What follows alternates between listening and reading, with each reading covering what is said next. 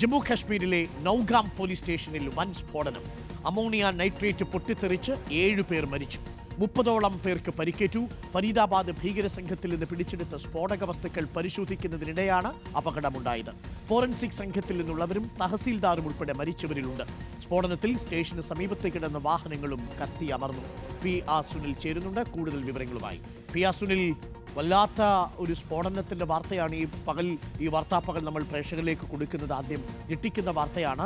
ഫരീദാബാദിലെ സ്ഫോടക വസ്തുക്കളാണ് പൊട്ടിത്തെറിച്ചത്. ഇതിലേറെ വേദനിപ്പിക്കുന്നത് ദില്ലിയിലെ ചെങ്കോട്ടയിൽ നടന്ന സ്ഫോടനത്തിന് നടുക്കും മാറും മുൻപാണ് മറ്റൊരു സ്ഫോടന വാർത്ത നമ്മൾ പ്രേക്ഷകരിലേക്ക് എത്തിക്കുന്നത്. എന്താണ് സംഭവിച്ചത്? വേണ്ടത്ര മുൻകരുതലുകൾ ഇല്ലായിരുന്നു. തഹസീൽദാർ അടക്കം മരിച്ച ഒരു വലിയ സ്ഫോടനമാണ് ഇപ്പോൾ അവിടെ നടന്നിരിക്കുന്നത്. എന്തെങ്കിലും അട്ടിമറി സാധ്യതയുണ്ടോ? P R Sunil, good morning. Arun, good morning. ഞാനിപ്പോൾ നിൽക്കുന്നത് ചെങ്കോട്ടയ്ക്ക് മുമ്പിലാണ്. എനിക്ക് പിറകിലാണ് ചെങ്കോട്ടയ്ക്ക് മുമ്പിൽ സ്ഫോടനം നടന്ന സ്ഥലം. ഏതായാലും ജമ്മു കാശ്മീരിലെ നൌഗാമിലാണ്, ശ്രീനഗറിലെ നൌഗാമിലെ പോലീസ് സ്റ്റേഷനിലാണ് ഈ ഒരു സ്ഫോടനം ഇന്നലെ അർദ്ധരാത്രിയോടെ ഉണ്ടായത്. ഈ സ്ഫോടനം നടന്നതിന് പ്രധാന കാരണമായി ചൂണ്ടിക്കാണിക്കുന്നത് ഡൽഹി അതിർത്തിയിലെ ഫരീദാബാദിൽ നിന്ന് പിടിച്ചെടുത്ത സ്ഫോടക വസ്തുക്കൾ സൂക്ഷിച്ച സ്ഥലമായിരുന്നു അത്. ആ സ്ഫോടക വസ്തുക്കൾ പൊട്ടിത്തെറിച്ചു എന്നാണ് പറയുന്നത്.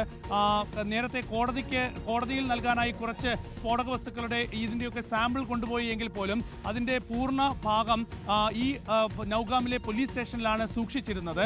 അപ്പോൾ അതിൽ കുറേ ഭാഗം അമോണിയം നൈട്രേറ്റ് ഉണ്ടായിരുന്നു. ആ അമോണിയം നൈട്രേറ്റ് ആണ് പൊട്ടിത്തെറിച്ചത് എന്നാണ് ഇപ്പോൾ വരുന്ന വിവരം. ഏതായാലും നൌഗാം പോലീസ് സ്റ്റേഷൻ നമുക്കറിയാം. ആ പോലീസ് സ്റ്റേഷന്റെ പരിധിയിൽ ജെയ്ഷെ മുഹമ്മദിന്റെ ഒരു പോസ്റ്റർ ഒട്ടിച്ചതുമായി ബന്ധപ്പെട്ട് ജമ്മു കാശ്മീർ പോലീസ് നടത്തിയ അന്വേഷണമാണ് പിന്നീട് ഫരീദാബാദിൽ ഡോക്ടർമാരുടെ അറസ്റ്റിലേക്കും ഇത്രയും വലിയ സ്ഫോടക വസ്തു ശേഖരം പിടിച്ചെടുക്കുന്ന നീക്കത്തിലേക്കും അന്വേഷണ സംഘത്തെ എത്തിച്ചത്, ജമ്മു കാശ്മീർ പോലീസിനെ എത്തിച്ചത്. അതിന് പിന്നാലെയാണ് ഡൽഹിയിൽ സ്ഫോടനമുണ്ടായത്. ഏതായാലും ഇവിടെ നിന്ന് കൊണ്ടുപോയ സാമ്പിളുകൾ സൂക്ഷിച്ച ഈ നൌഗാം പോലീസ് സ്റ്റേഷനിലാണ് സ്ഫോടനമുണ്ടായതെന്ന് പറയുന്നു. ഏതായാലും ഇതുമായി ബന്ധപ്പെട്ട പ്രാഥമിക വിവരങ്ങൾ മാത്രമാണ് ഇപ്പോഴും പുറത്തു വരുന്നത്. ഈ സ്ഫോടനത്തിൽ ഇതുവരെ 7 പേരുടെ മരണം സ്ഥിരീകരിച്ചിട്ടുണ്ട്. 30ഓളം പേർക്ക് ഗുരുതരമായി പരിക്കേറ്റിട്ടുണ്ട്. ഇതിൽ പോലീസുകാരുണ്ട്, അതുപോലെ തന്നെ ഫോറൻസിക് വിദഗ്ധരുണ്ട്, മറ്റ് ഉദ്യോഗസ്ഥരുണ്ട്. അങ്ങനെ നിരവധി ആളുകളുണ്ട്. പലർക്കും ഗുരുതരമായാണ് പരിക്കേറ്റിരിക്കുന്നത്. അപ്പോൾ ഇതും വലിയ ഒരു ഉഗ്രശേഷിയുള്ള സ്ഫോടനം തന്നെയായിരുന്നു. ഈ നൌഗാം പോലീസ് സ്റ്റേഷൻ പൂർണ്ണമായി കത്തിയമർന്ന അവസ്ഥയിലാണ്. രണ്ടാമത്തെ ഒരു സാധ്യത പ്രധാനമായും ഇപ്പോൾ ചൂണ്ടിക്കാണിക്കുന്നത് ഈ ഒരു സ്ഫോടനം നടന്നത് ഈ പോലീസ് സ്റ്റേഷൻ പരിസരത്ത് പാർക്ക് ചെയ്തിരുന്ന ഒരു കാറിൽ നിന്നാണ് എന്നുള്ള സൂചനകൾ കൂടി ഇപ്പോൾ പുറത്തു വരുന്നുണ്ട്. അപ്പോൾ കാറിൽ സ്ഥാപിച്ച ഒരു സ്ഫോടക വസ്തു പൊട്ടിത്തെറിച്ചു എന്ന നിലയിൽ കൂടിയുള്ള വിവരം പുറത്തു വരുന്നുണ്ട്. അപ്പോൾ ഇതിൽ എന്തെങ്കിലും വലിയ സുരക്ഷാ വീഴ്ച ഉണ്ടായിട്ടുണ്ടോ എന്ന് അടക്കമുള്ള കാര്യങ്ങൾ പരിശോധിക്കുകയാണ്. അതിനിടയിൽ ഇപ്പോൾ ഈ ജെയ്ഷെ മുഹമ്മദിന്റെ സഹായത്തിൽ പ്രവർത്തിക്കുന്ന, നിരീക്ഷണത്തിൽ പ്രവർത്തിക്കുന്ന സംഘടനയായ PAFF നേരത്തെ കേന്ദ്ര സർക്കാർ നിരോധിച്ചതാണ്. ഈ സംഘടന ഇപ്പോൾ ഈ ഒരു സ്ഫോടനത്തിന്റെ ഉത്തരവാദിത്വം ഏറ്റെടുത്ത് രംഗത്ത് വന്നു എന്നുള്ള റിപ്പോർട്ടുകൾ കൂടി പുറത്തു വരുന്നുണ്ട്. അങ്ങനെയാണെങ്കിൽ ഇതൊരു ഭീകരാക്രമണമാകാനുള്ള സാധ്യതയും തള്ളിക്കളയുന്നില്ല. അപ്പോൾ ഈ സംഘടന പ്ലാൻ ചെയ്തതാണ് ഈ സ്ഫോടനം എന്ന നിലയിലേക്കാണോ മാറുന്നത്? അതായത് പൊട്ടിത്തെറിച്ചത് അവിടെ ഉണ്ടായിരുന്ന സ്ഫോടക വസ്തുക്കളാണെങ്കിലും ഈ സ്ഫോടക വസ്തു അവിടെ സൂക്ഷിച്ചിരിക്കുന്നത് അറിഞ്ഞ് പുറത്തുനിന്നൊരു ട്രിഗർ സംഭവിച്ചിട്ടുണ്ട് എന്നുള്ളതാണോ മനസ്സിലാക്കേണ്ടത്? അങ്ങനെ ഒരു സംശയത്തിനുള്ള സാധ്യതയുണ്ടോ ഇപ്പോൾ?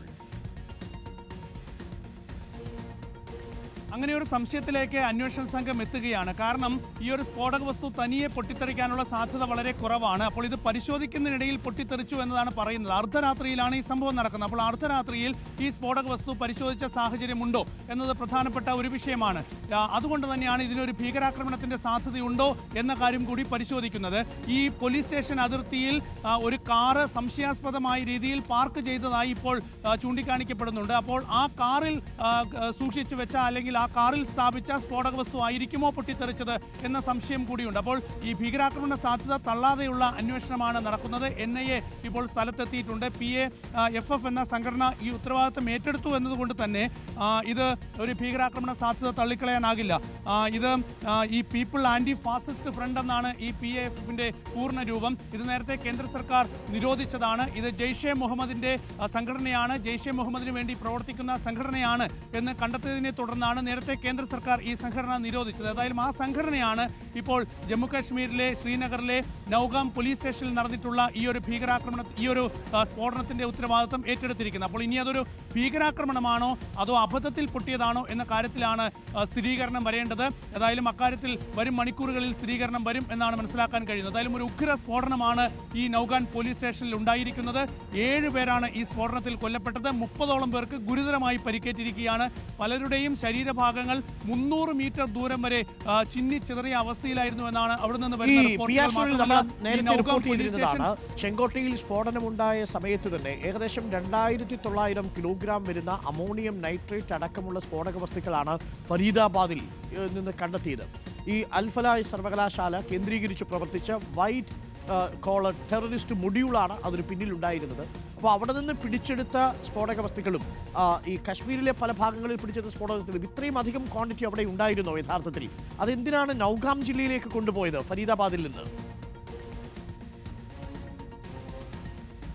അരുൺ, അത് ജമ്മു കാശ്മീർ പോലീസാണ് ഈ കേസിന്റെ അന്വേഷണം ആരംഭിച്ചത്. അപ്പോൾ ജമ്മു കാശ്മീർ പോലീസ് ഈ കേസിന്റെ അന്വേഷണം നടത്തുന്ന സാഹചര്യത്തിലാണ് ഇവിടെ നിന്ന് റെയ്ഡ് ചെയ്ത സാധനങ്ങൾ ജമ്മു കാശ്മീർ പോലീസ് നൗഗാം പോലീസ് സ്റ്റേഷനിലേക്ക് കൊണ്ടുപോയത്. കാരണം ജമ്മു കാശ്മീരിലെ നൗഗാം പോലീസ് സ്റ്റേഷനുമായി ബന്ധപ്പെട്ട ഒരു കേസാണ് അവിടുത്തെ പോലീസ് ഉദ്യോഗസ്ഥരെ ഈ ഫരീദാബാദിലെ അൽഫല സർവകലാശാലയിലേക്ക് എത്തിച്ചത്. ഞാൻ നേരത്തെ പറഞ്ഞതുപോലെ ആ പോലീസ് സ്റ്റേഷന്റെ പരിസരത്ത് ഒരു ജെയ്ഷെ മുഹമ്മദിന്റെ പോസ്റ്റർ പതിക്കുന്നു. ആ പോസ്റ്റർ പതിച്ചതുമായി ബന്ധപ്പെട്ട് ജമ്മു കാശ്മീർ പോലീസ് മൂന്ന് യുവാക്കളെ ചോദ്യം ചെയ്യുന്നു. അവരിൽ നിന്ന് കിട്ടിയ വിവരത്തിന്റെ അടിസ്ഥാനത്തിൽ മറ്റൊരാളെ പിടികൂടുന്നു.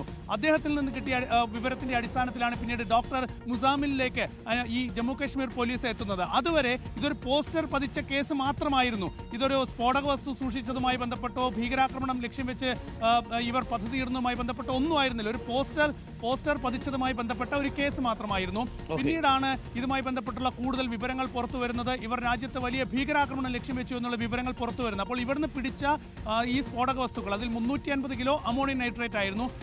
ആകെ പിടിച്ചെടുത്ത 2900 ഈ സ്ഫോടക വസ്തുക്കളിൽ. അപ്പോൾ ജമ്മു കാശ്മീർ പോലീസ് ഇതിന്റെ അന്വേഷണം നടത്തുന്ന സാഹചര്യത്തിലാണ് ഇത് നൗഗാം പോലീസ് സ്റ്റേഷനിലേക്ക് കൊണ്ടുപോയത്. ഇപ്പോൾ NIA കേസ് ഏറ്റെടുത്തിട്ടുണ്ട്. അപ്പോൾ NIAക്ക് ഇതൊക്കെ തന്നെ കൈമാറുന്നതിനിടയിലാണ് ഇങ്ങനെയൊരു സ്ഫോടനം നടന്നതായി ഇപ്പോൾ വിലയിരുത്തപ്പെടുന്നത്. പക്ഷേ അതല്ലാത്ത ഒരു സൂചന കൂടി ഇപ്പോൾ പുറത്തു വരുമ്പോൾ ഈ ഒരു സ്ഥിതി അതീവ ഗുരുതരമാണ്. കാരണം ഇന്നലെ നമുക്കറിയാം ഡൽഹിയിൽ ഈ സ്ഫോടനം നടത്തിയ ഉമർ മുഹമ്മദിന്റെ വീട് ഇന്നലെ സൈന്യം ഈ ജമ്മു കാശ്മീരിൽ പുൽവാമയിൽ തകർത്തിരുന്നു. അപ്പോൾ അതിൻ്റെ ആ മണിക്കൂറുകൾക്ക് ശേഷമാണ് ഈ ഒരു നൗഗാം പോലീസ് സ്റ്റേഷനിൽ ഇങ്ങനെയൊരു സ്ഫോടനം ഉണ്ടായതെന്ന് പറയുമ്പോൾ അതിൻ്റെ ഉത്തരവാദിത്തം PAFF എന്ന സംഘടന ഏറ്റെടുക്കുമ്പോൾ അതിന് ഗൗരവം കൂടുതലാണ്. അപ്പോൾ കൂടുതൽ വിശദാംശങ്ങൾ ഇതുമായി ബന്ധപ്പെട്ട് വരും മണിക്കൂറുകളിൽ